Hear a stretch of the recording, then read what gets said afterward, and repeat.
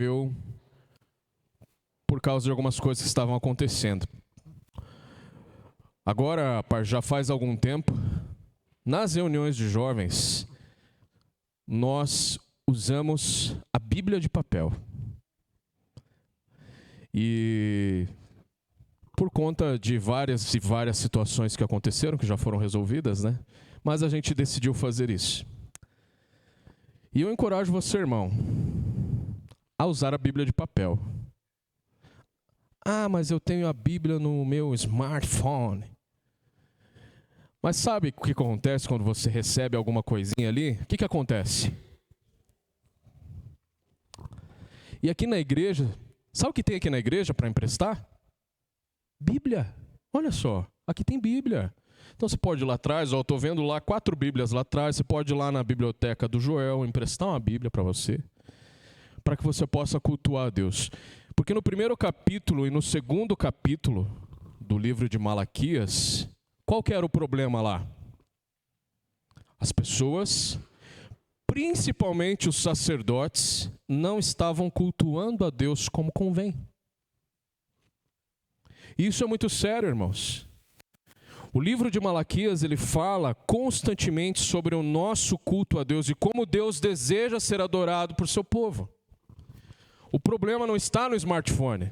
Se você consegue, se você tem esse domínio próprio, Deus te abençoe. Eu não tenho. Não tenho, por isso que eu prefiro a Bíblia de papel. Se você tem, louvado seja Deus. Mas se você não tem, irmãos, você vai ter problema no seu culto ao Senhor. Com certeza. Tá? Então eu encorajo você, se você tem essa dificuldade, a usar a Bíblia. Tá? Dito isso, irmãos, hoje nós vamos falar sobre um assunto polêmico. Bem polêmico. E por conta dele ser polêmico, o motivo pelo qual ele é polêmico é porque muitas vezes ele é mal compreendido, mal ensinado, mal interpretado, a chegar ao ponto de se tornar uma heresia.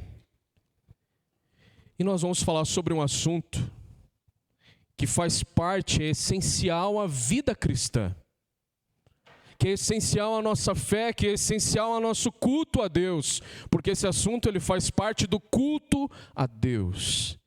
E nós vamos falar sobre dízimo. E eu vou pedir para você abrir a sua Bíblia, lá em Malaquias 3, dos versículos 6 ao 12. Malaquias 3, do 6 ao 12. Como nós já temos estudado, Malaquias também afirma que o nosso Deus é um Deus de aliança, e o povo estava quebrando os termos da aliança que Deus instituiu, e ele quebrou esses termos de várias formas. No culto, nos sacrifícios, na vida piedosa, a liderança instituída por Deus para conduzir o povo em adoração estava em pecado. E aqui no capítulo 3, a partir do versículo 6, o povo quebra essa aliança, não cumprindo com o mandamento de Deus, que é o ato de dizimar. A palavra de Deus aqui agora é direcionada ao povo. Se nos capítulos 1 e 2, Deus estava falando através de Malaquias aos líderes, agora Deus fala diretamente ao povo. E a palavra de Deus diz assim: porque eu, o Senhor, não mudo, por isso vós, ó filhos de Jacó, não sois consumidos. Desde os dias de vossos pais vos desviastes dos meus estatutos e não os guardastes. Tornai-vos para mim e eu me tornarei para vós outros, diz o Senhor dos exércitos. Mas vós dizeis, em que havemos de tornar? Roubará o homem a Deus? Todavia vós me roubais e dizeis, em que te roubamos? nos dízimos e nas ofertas. Com maldição sois amaldiçoados, porque a mim me roubais, vós, a nação toda. Trazei todos os dízimos à casa do tesouro, para que haja mantimento na minha casa. E provai-me nisto, diz o Senhor dos Exércitos, se eu não vos abrir as janelas do céu e não derramar sobre vós bênção sem medida. Por vossa causa repreenderei o devorador, para que não vos consuma o fruto da terra, a vossa vide no campo não será estéril, diz o Senhor dos Exércitos. Todas as nações vos chamarão felizes, porque vós sereis uma terra deleitosa, diz o Senhor dos Exércitos. Vamos orar novamente. Querido Deus, nos conduz agora na adoração, ao estarmos meditando na sua palavra, que sejamos guiados pelo teu Santo Espírito a compreendermos aquilo que o Senhor dos Exércitos está dizendo. Usa a minha vida, Pai, tem misericórdia, Deus. Meu desejo é abençoar a vida da sua igreja e que eles também possam me ajudar a caminhar para mais perto do Senhor. Que o Senhor seja adorado, exaltado e louvado neste momento, em nome de Jesus. Amém. Muito bem, antes de nós falarmos sobre dízimos, nós precisamos contextualizar o que a Bíblia fala a respeito do dízimo. Infelizmente, nós temos hoje em dia dois extremos. Nós temos a teologia da prosperidade e nós temos a total negação da importância do ato de dizimar. Nós precisamos encontrar aquilo que a Bíblia diz sobre o dízimo. A interpretação da lei mosaica era 10% de tudo aquilo que o povo recebia para manutenção dos levitas, que eram aquelas pessoas escolhidas por Deus para servir ao templo. Lembrando que levita não só tocava, mas levita limpava o templo, levita abria as portas do templo, levita cortava os sacrifícios. Hoje tem muita gente querendo ser levita, né? E acha que ser levita é só pegar o microfone e começar a cantar. Não, levita é aquele que serve em tudo que Deus quer ser servido. Tá bom? Então, os 10% eram direcionados à manutenção dos levitas. E os levitas davam 10% aos sacerdotes. Isso você pode ver em Levítico 27, 30, 32, Números 18, 26 ao 28. Dízimo. Existia um dízimo que era pago a cada 3 anos, que era destinado aos pobres, viúvas e órfãos. Existia um dízimo que era dado a cada 3 anos, que era destinado a essas pessoas em condição de vulnerabilidade. Isso está lá em Deuteronômio 14, 28, 29. Dízimo é ensinado em toda a Bíblia. Por que eu quis frisar isso, irmãos? Porque tem muita gente que fala que dízimo é coisa do Antigo Testamento, da Velha Aliança. Dízimo é ensinado em toda a Bíblia. E ainda que você ache que dízimo é ensinado só no Antigo Testamento, eu quero dizer algo para você muito importante. Toda a Escritura é inspirada por Deus. O Antigo Testamento é palavra de Deus. Nós não somos só cristãos do Novo Testamento. Nós somos cristãos que vivem de acordo com toda a palavra de Deus. Mas para você perceber como a Bíblia ensina, o dízimo é ensinado em toda a Bíblia. Veja só, inclusive o versículo que o irmão leu aqui, fala de Abraão dando dízimo ao rei Melquisedeque, né? Gênesis 14, 20. Isso aconteceu antes da lei. Antes da lei. Mas nós temos o dízimo sendo ensinado na lei também, Levítico 27, 30. Lá na lei, nós temos o dízimo. Nós temos o dízimo sendo ensinado nos livros históricos, Neemias 12, 44. Nós temos os dízimos sendo ensinados nos livros poéticos, Provérbios 3, do 9 ao 10. Nós temos o dízimo sendo ensinado nos livros proféticos, Malaquias 3. Nós temos o dízimo sendo ensinado e vivido no Novo Testamento, Mateus 23, 23, com Jesus Cristo, e Hebreus 7, 8. Ou seja, toda a palavra fala a respeito do dízimo. Uma frase do pastor Hernandes Dias Lopes: o dízimo não é invenção da igreja, é princípio perpétuo estabelecido por Deus.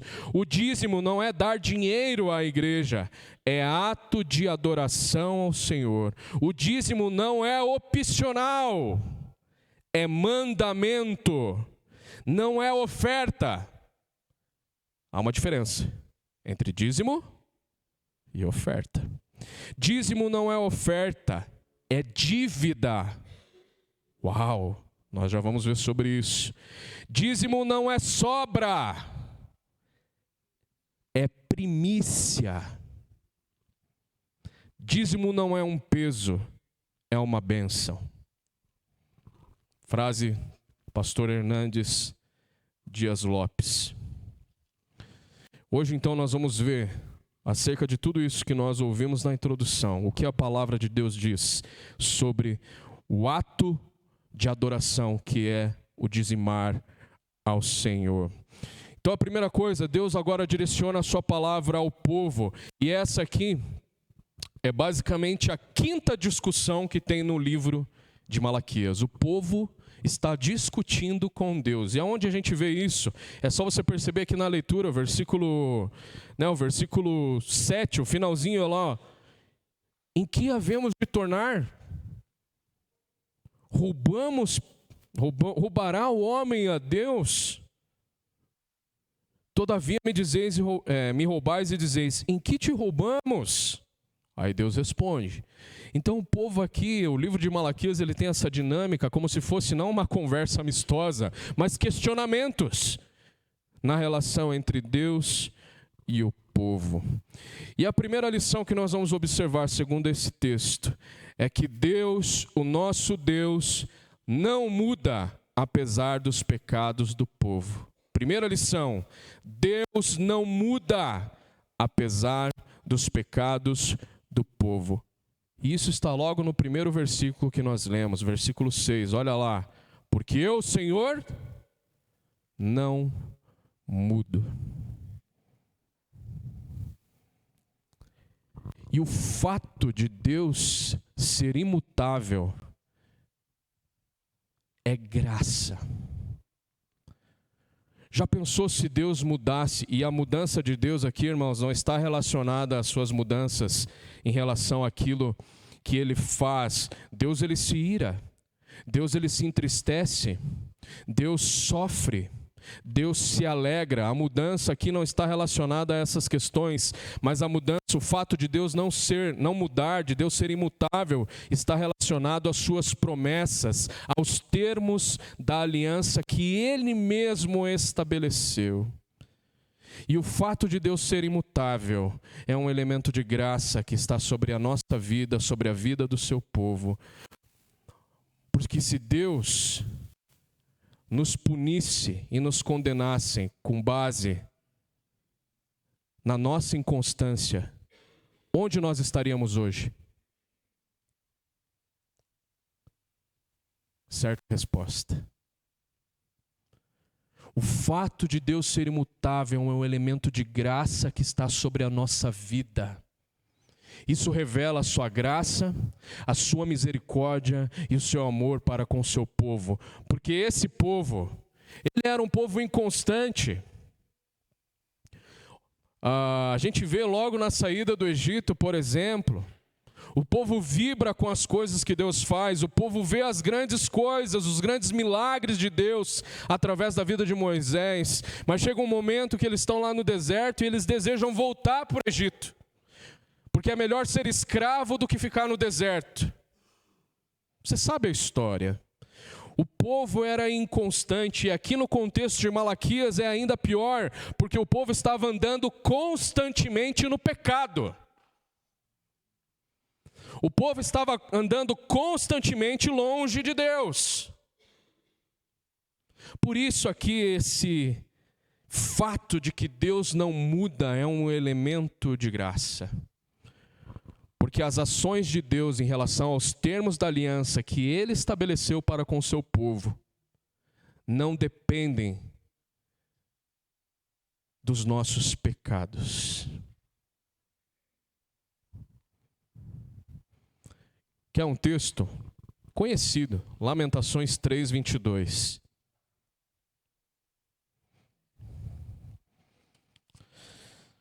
As misericórdias do Senhor são a causa de não sermos consumidos.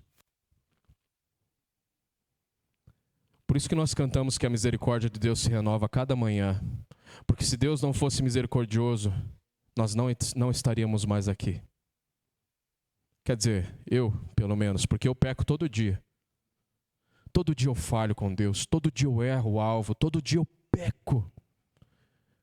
E todo dia Deus permite as consequências do pecado, porque Deus, como um pai, Ele açoita quem ama e corrige quem chama de filho, mas ao mesmo tempo que esse Deus nos corrige, Ele nos perdoa, Ele nos restaura e nos renova, porque a sua misericórdia se renova a cada manhã. E sabe qual é o significado de misericórdia? Eu gosto muito desse significado, não fui eu que cunhei esse significado, tá? Seria muito pretensioso falar isso, mas misericórdia é Deus não nos dando aquilo que nós merecemos. Isso é misericórdia. É quando Deus não nos dá aquilo que nós merecemos. E o que nós merecemos? Certa resposta. Deus não nos dá, e isso é misericórdia. Graça é diferente. Graça é Deus nos dá aquilo que nós não merecemos, que é a salvação. Por isso, irmãos, que o fato de Deus ser imutável, de Deus não mudar, é um elemento de misericórdia e de graça sobre a nossa vida. Os termos da aliança que Deus estabeleceu com o seu povo, de que Deus irá formar um povo para si, que irá redimir povos de todas as nações, que enviará um Salvador prometido, como nós vimos na semana passada, que Ele enviará alguém que preparará o caminho para esse Salvador tão esperado. Os termos de toda essa aliança não dependem de nós, elas se fundamentam, os termos da aliança se fundamentam no fato de que o nosso Deus não muda.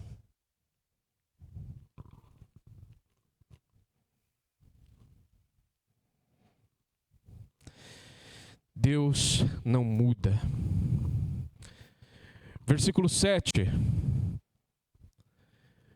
Deus é paciente com o seu povo. Olha lá, desde os dias de vossos pais, vos desviastes dos meus estatutos e não os guardastes. Basicamente Deus está falando assim, desde sempre vocês estão pecando. Desde sempre vocês estão desrespeitando os termos da aliança, que são os mandamentos que Deus estabeleceu. Desde sempre vocês estão se desviando do caminho, desde sempre vocês estão errando, desde sempre vocês escolhem andar constantemente longe de mim. Mas ainda assim, Deus não muda.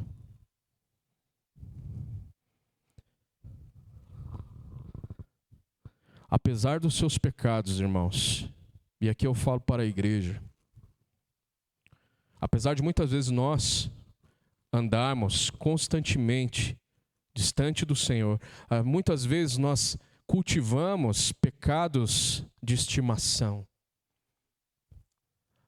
Ainda assim, Deus continua nos amando e estendendo a sua graça e o seu perdão sobre a nossa vida. Essa é a paciência de Deus. Olha só, o povo estava pecando desde dos patriarcas, desde os dias de vossos pais. O pecado anda com vocês de geração em geração, e aqui não é pecado hereditário, não é isso. Mas vocês estão andando, assim como seus pais andavam, no pecado, negando a fé, negando a Deus. Mas ainda assim, Deus não muda. E aqui está mais um elemento de graça, irmãos, sobre a vida do povo, que vem da parte de Deus. Desde os dias de vossos pais vos desviastes dos meus estatutos e não os guardastes. Mas presta atenção. Olha o desejo de Deus para o povo. Tornai-vos para mim, e eu me tornarei para vós outros. Mesmo com a inconstância daquele povo, mesmo com a realidade daquela nação, vivendo em pecado, negando a Deus, desobedecendo a Deus, Deus ainda manifesta o desejo do seu coração, que haja arrependimento. Essa palavra tornar significa arrependimento.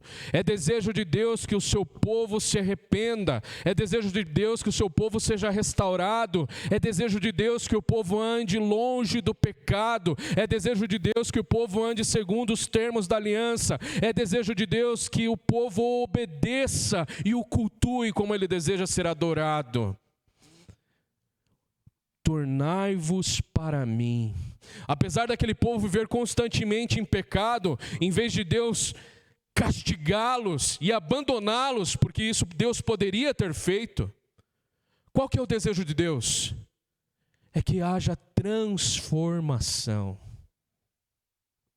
Isso é um ato de graça de Deus. Irmãos, quando você peca, você vai sofrer as consequências do seu pecado.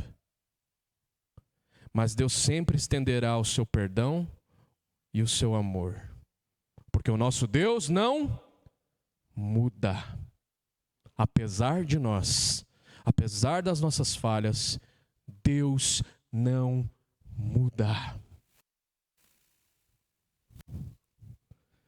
Deus deseja restaurar o relacionamento com o seu povo. Se arrependam. É isso que Deus está dizendo aqui, tornai-vos, se arrependam, que eu me volto a vocês, se arrependam que eu vou restaurar vocês, mudem de atitude, que eu estarei com vocês.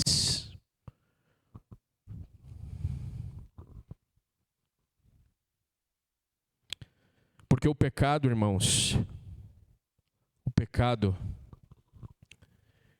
ele vai, aos poucos, destruindo o nosso relacionamento com Deus, a ponto de Deus não ouvir o nosso clamor quando nós andamos em pecado. Salmo 66, 18.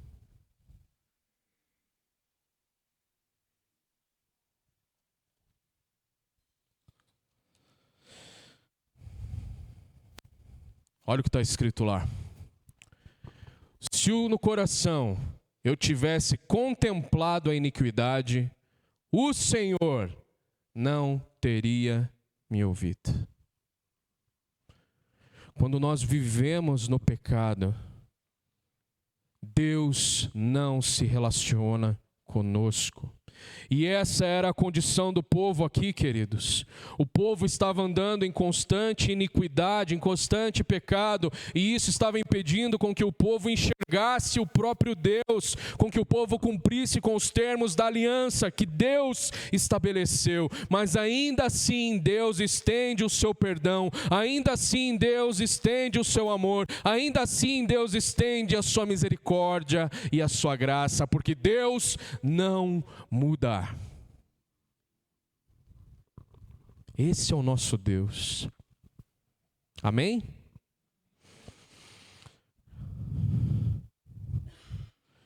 E o que acontece quando nós vivemos no pecado? O que acontece quando nós temos pecados de estimação? Sabe o que o pecado faz conosco, irmãos? O pecado cauteriza a nossa mente e o nosso coração. Olha a situação desse povo, versículos 7 e 8. Vamos ler o finalzinho, a partir da parte ali do tornai-vos. Tornai-vos para mim, e eu me tornarei para vós outros, diz o Senhor dos Exércitos. Mas olha como que o povo responde. Deus falando do povo, mas vós dizeis, em que havemos de tornar? Para que a gente precisa se arrepender?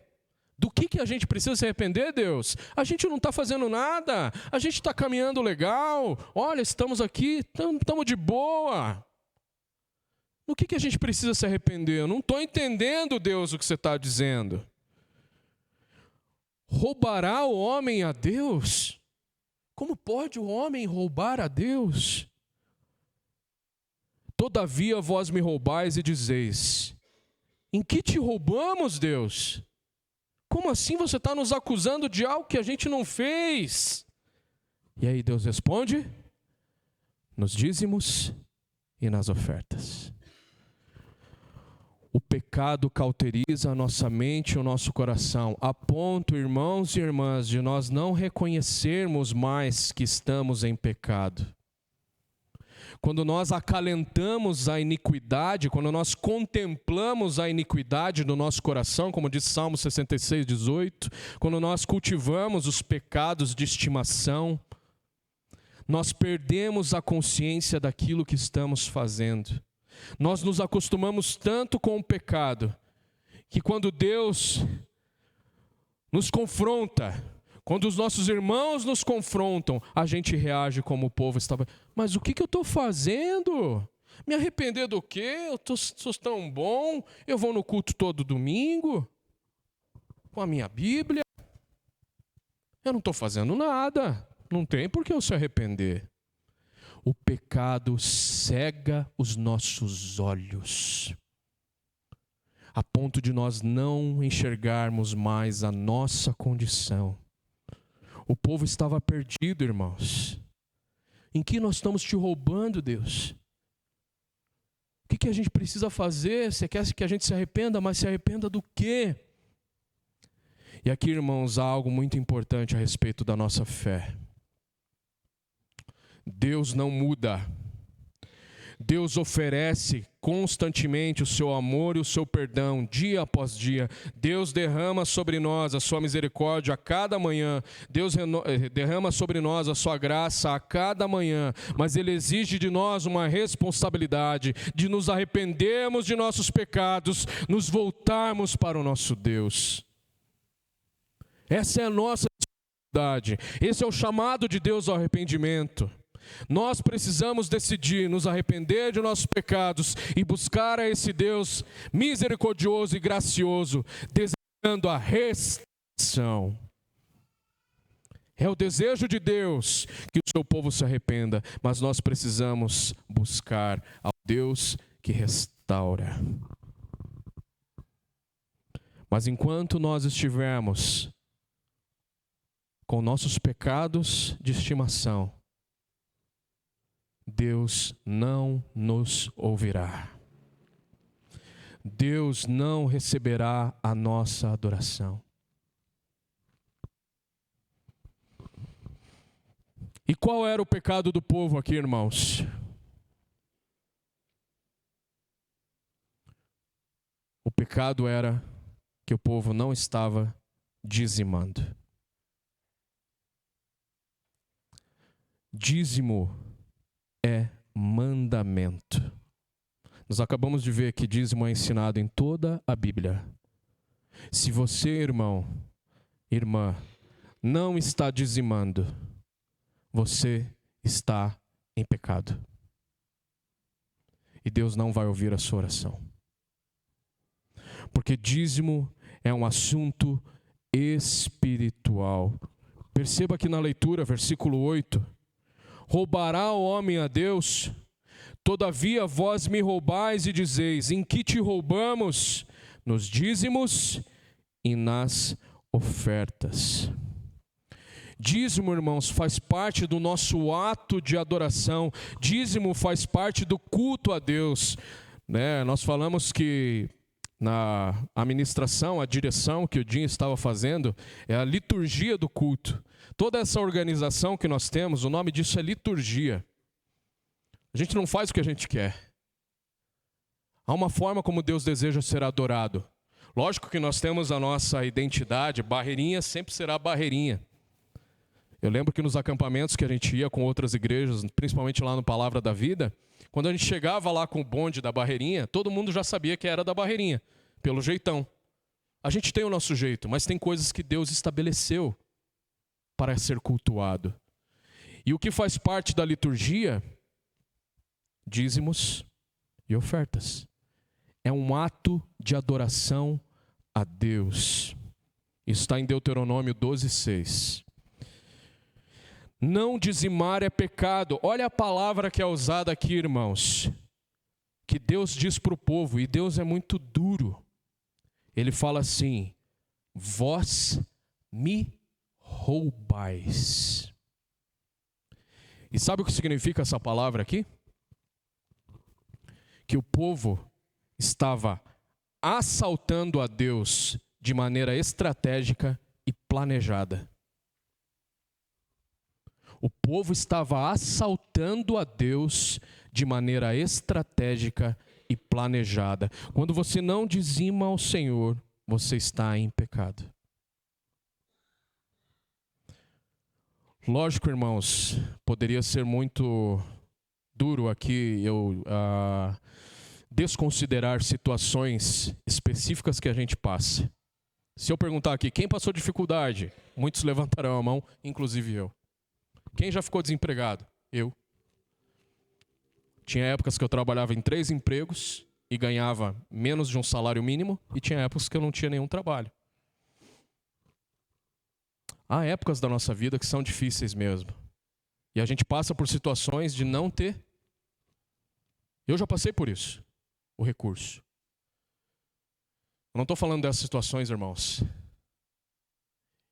Eu estou falando das situações de quando tem. E não quando tem muito, quando tem. E se você tem, você pode dizimar. Porque dízimo é mandamento. Dízimo não é quando eu tenho ou quando eu não tenho. Dízimo não é quando eu quero ou quando eu não quero. Dízimo é mandamento.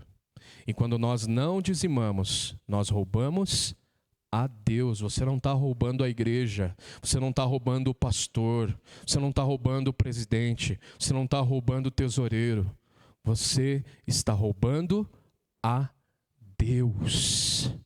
Porque o dízimo é entregue para adoração a Deus. Então o povo aqui estava roubando a Deus estrategicamente, assaltando a Deus de maneira planejada. E o fato deles estarem roubando a Deus estava ferindo os termos da aliança que o próprio Deus estabeleceu. Apesar disso, Deus ainda oferece o seu perdão. Apesar disso, Deus ainda oferece a restauração. Apesar disso, Deus derrama da sua misericórdia e da sua graça sobre a vida do povo, sobre a vida da igreja. Mas isso não quer dizer que nós não sofreremos as consequências dos nossos pecados. E onde está isso? Versículo 9. Com maldição sois amaldiçoados, porque a mim me roubais, vós, a nação toda.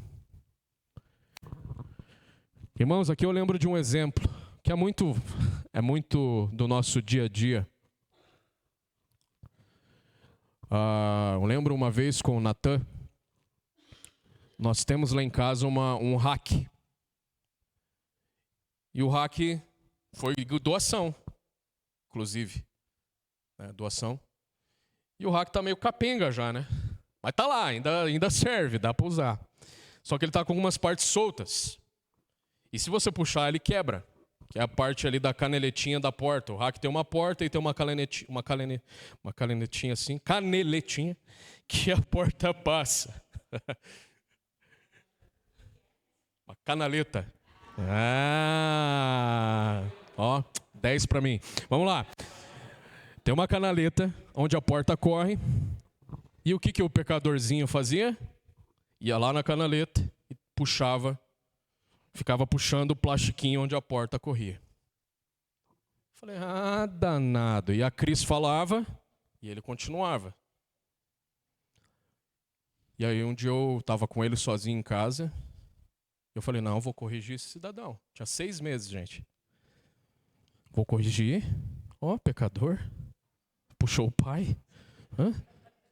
Para, falei grosso, né? Que não é difícil não, né? Não sei o que, né? Falei, para de mexer.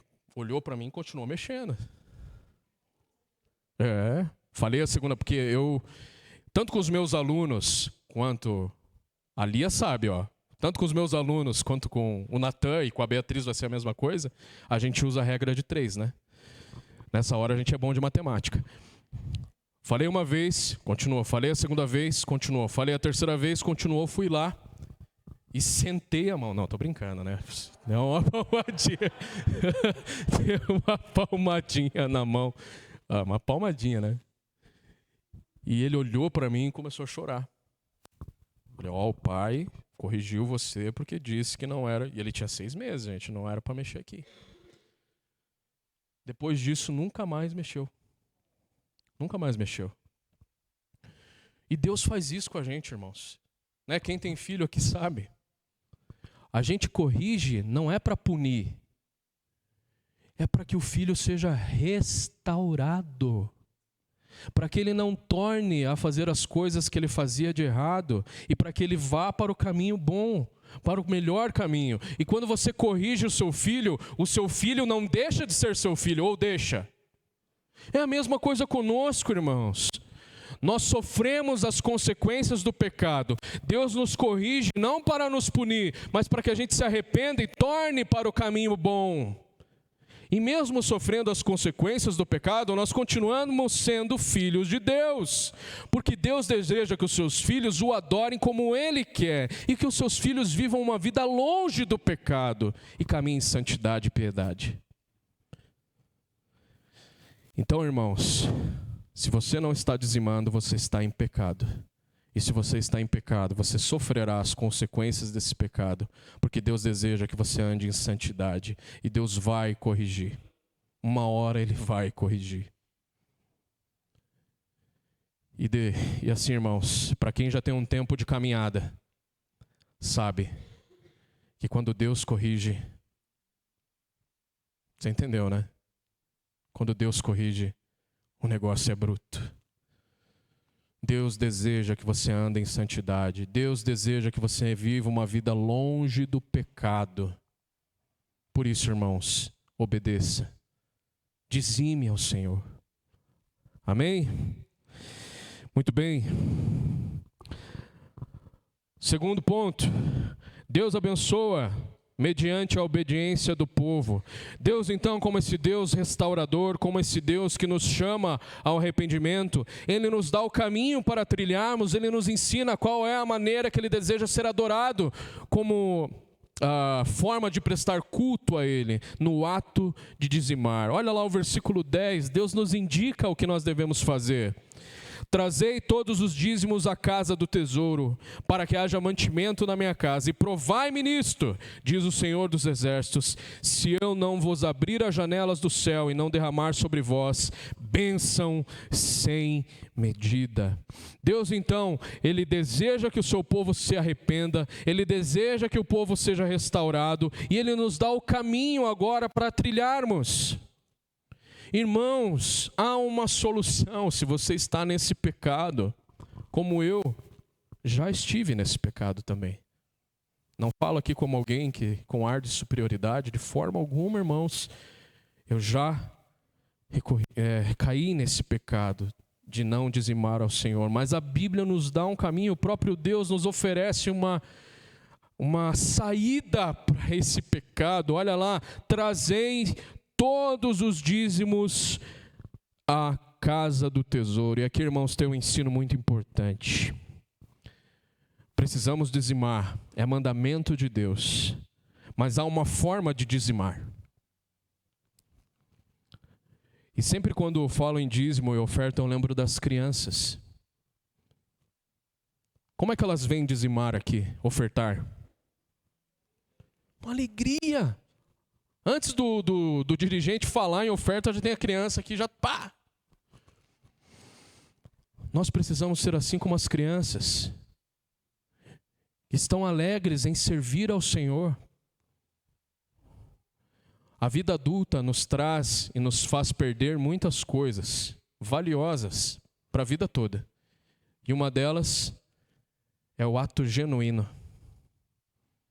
A vida adulta, infelizmente, nos faz perder essas coisas. A genuidade, a simplicidade nas coisas, no ato de ofertar, de colocar o dinheiro aqui, a oferta aqui, ó. As crianças nos ensinam muito, irmãos. Há uma forma então de dizimar ao Senhor, há uma forma de você prestar culto a Deus, adorando através da sua vida financeira, do seu dízimo. Você não pode subtrair o dízimo. Porque está escrito aqui, versículo 10, trazei metade, trazei um terço, trazei todos. Não, eu quero dar mais que 10%. Amém, irmão. Se Deus tem te abençoado para dar mais, poxa, Deus seja louvado. Mas se você dá 10%, que é o que a Bíblia diz, amém. O que você não pode fazer é negociar com Deus. Porque Ele fala para trazer todos os dízimos. E é as primícias, irmãos, não é o que sobra. Eu tive um professor num curso de formação ministerial que eu fiz há um tempo atrás, que ele dizia, queridos, eu aprendi, e ele tinha uma profissão que remunerava muito bem. E ele falou, ele confessou para nós, irmãos, eu ganhava muito bem, pagava todas as minhas contas e sobrava muito ainda. Só que a última coisa que eu fazia era dizimar. E ele sofreu as consequências do pecado. E depois, por conta disso, ele aprendeu hoje, queridos. E ele falando, eu recebo, e a primeira coisa que eu faço é separar o dízimo. Não é separar o que é do Senhor, porque a Bíblia nos ensina que tudo é de Deus. Separar o dízimo. O dízimo para o mantimento da casa, do templo. Mas o resto do salário continua sendo de Deus. E Deus nos dá a graça de administrar o resto. Nos dá inteligência, conhecimento para isso. Então, a partir dali, eu aprendi com esse professor que o dízimo é prioridade na nossa vida, porque ele faz parte da adoração a Deus. Então é todo o dízimo, irmãos.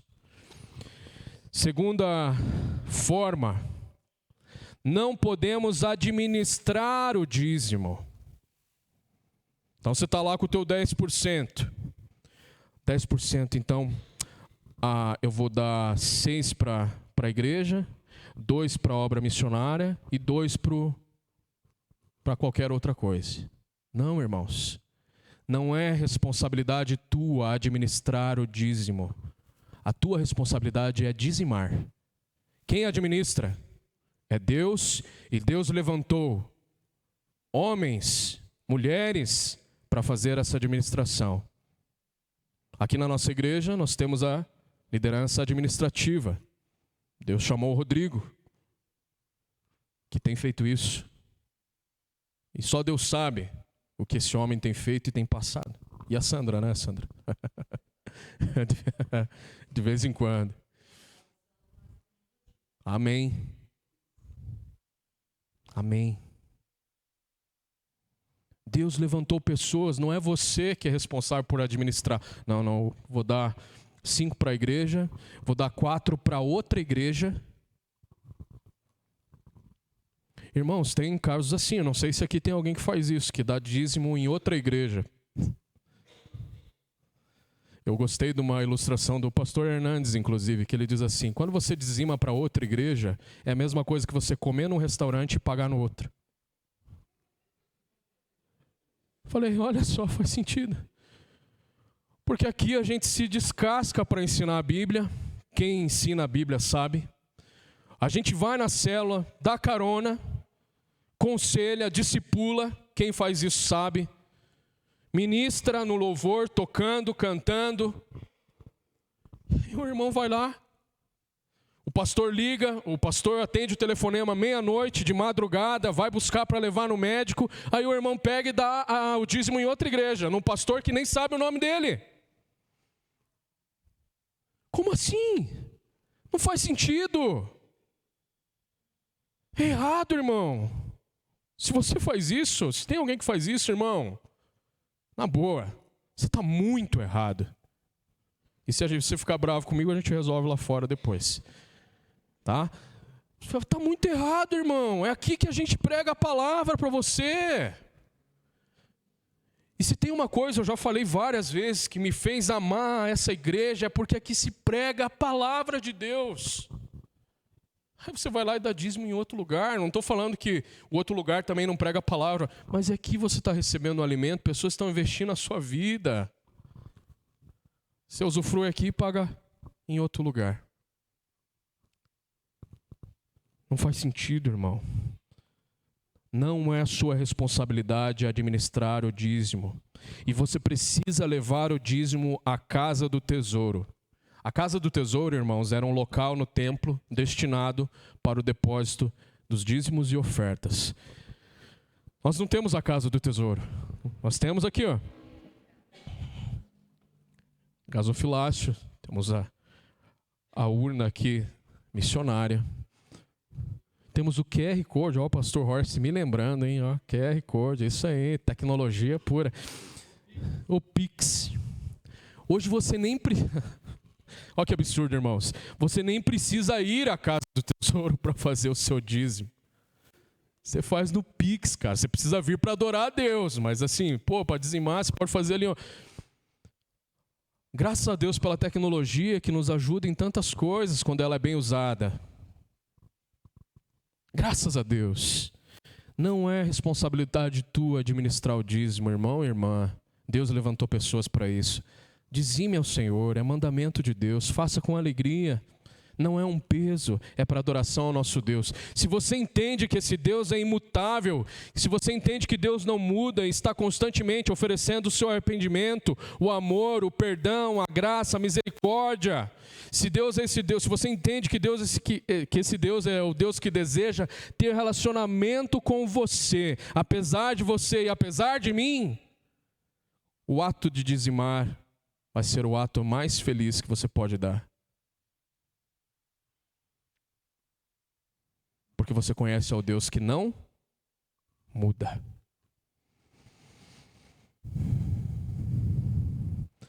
E quais são as consequências disso, irmãos? Há consequências quando nós dizimamos a Deus da maneira como Ele deseja receber essa adoração. E são consequências muito boas. Olha lá, continuidade do versículo 10.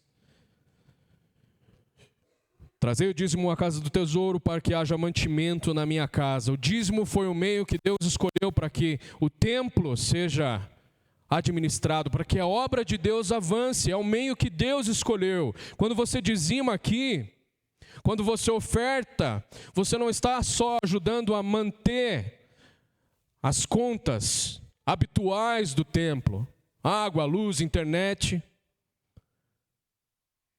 mas você tem investido. Mateus, compraram aqui microfone novo que o Ministério de Louvor ofertou. Bênção, teclado, bênção. Piano, desculpa, Edith, não me briga comigo. Piano. Bateria, gente. Para quem ficava julgando o baterista, agora não precisa mais, ó. Né, Otávio? Amém.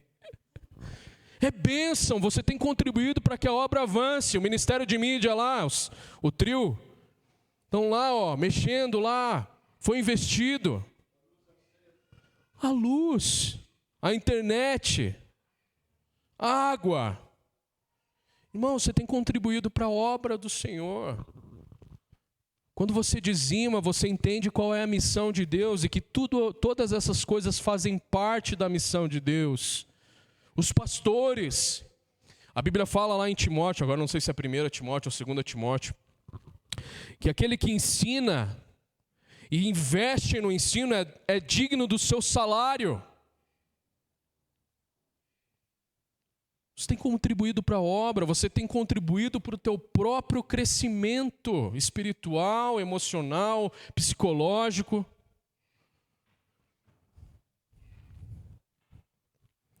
E quais são as consequências disso?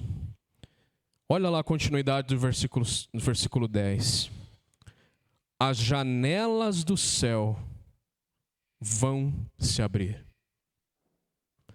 As janelas do céu vão se abrir. Quando o povo dizima, quando o povo é fiel na adoração a Deus, Deus torna o seu povo próspero. Alisson, você vai falar de prosperidade? Vou. Porque prosperidade é algo bíblico. O que não é bíblico é o que fazem com a prosperidade, com a teologia da prosperidade. O próprio Deus está dizendo, irmãos, e provai-me nisto, diz o Senhor dos Exércitos, se eu não vos abrir as janelas do céu. E o mesmo termo que é usado aqui é o mesmo termo que é usado para o dilúvio. Gênesis capítulo 7. Eu vou abrir as comportas do céu e derramarei água sobre a terra. É o mesmo termo. Deus abrirá as janelas do céu. Se você dizima ao Senhor, Deus vai te abençoar. Para que você fique rico? Não sei, mas eu tenho certeza de uma coisa. Para você continuar abençoando a obra de Deus, para você continuar participando da obra de Deus, para que você possa continuar adorando a Deus. Deus abrirá as janelas do céu. Irmãos, quem conhece a nossa igreja sabe.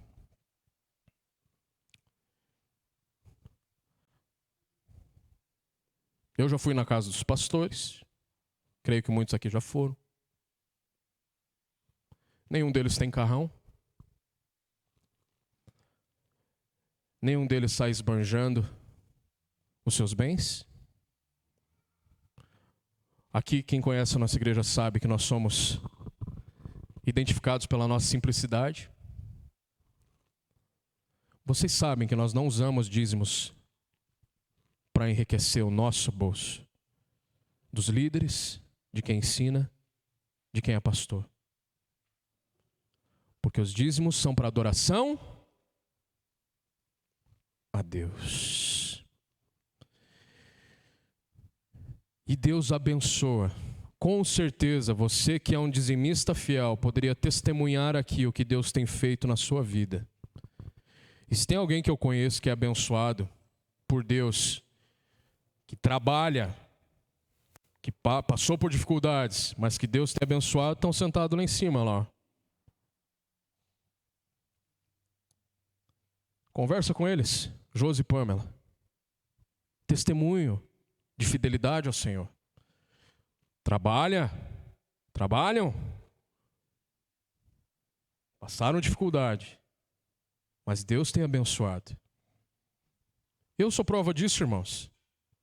Hoje nós temos a nossa casa, nosso lar, que eu nem entendo até hoje como nós conseguimos comprar, se não for Deus abrindo as janelas do céu. Eu não estou falando de você entregar teu carro para os pastores. Eu estou falando de você dar o 10% para o Senhor. É isso que eu estou falando.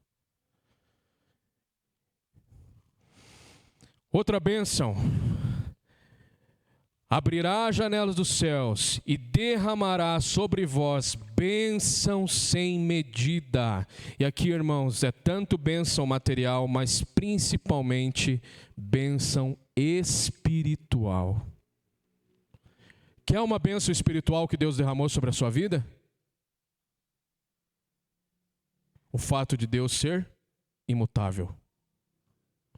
O fato de Deus não mudar, apesar de nós mesmos, é uma bênção espiritual que nós desfrutamos todos os dias, porque eu torno a dizer, porque todos os dias nós pecamos, e ainda assim Deus continua nos amando, Deus continua nos estendendo o seu perdão, Deus continua nos estendendo o arrependimento, Deus estende a restauração, a reconciliação. Quer bênção maior do que essa, muito maior do que qualquer bênção material? O fato de Deus nos chamar de filhos e nos amar. É bênção sem medida.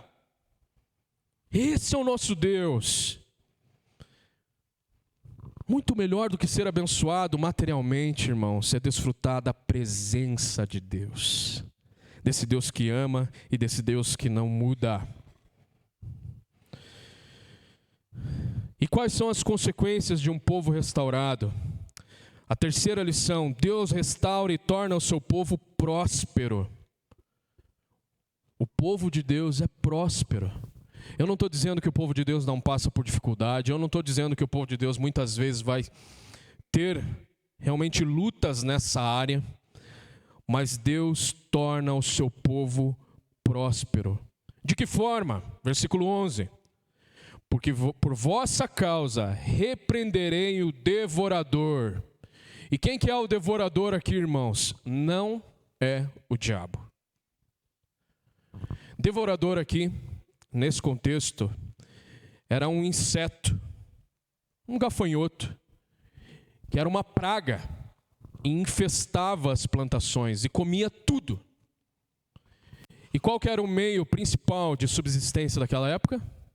A agricultura. E esse devorador, esse inseto, devastava com todas as plantações. Irmãos, Deus está dizendo assim: eu vou repreender esse devorador. E nós jogando agora para a nossa vida, qual que é o devorador hoje seu?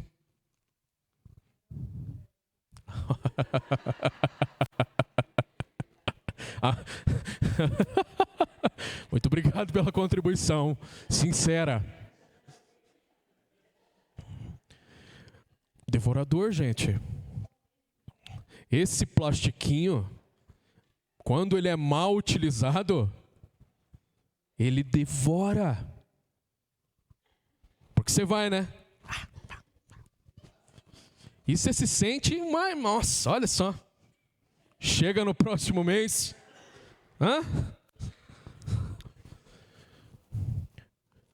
Não é que Deus vai quebrar o seu cartão de crédito, não é isso que Ele vai fazer.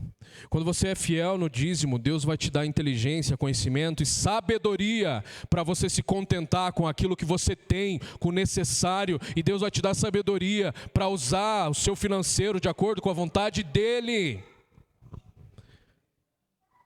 É isso que Deus vai fazer. Por isso eu perguntei, quais são os devoradores hoje? Alisson, eu sou consumista. Deus vai te dar sabedoria para lidar com essas questões. Esses são os devoradores. Alisson, eu tenho o desejo de ter aquele carrão do ano.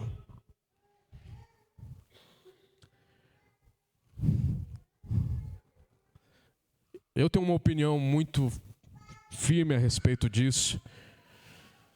Mas será que a gente precisa ter o carro do ano? Precisamos.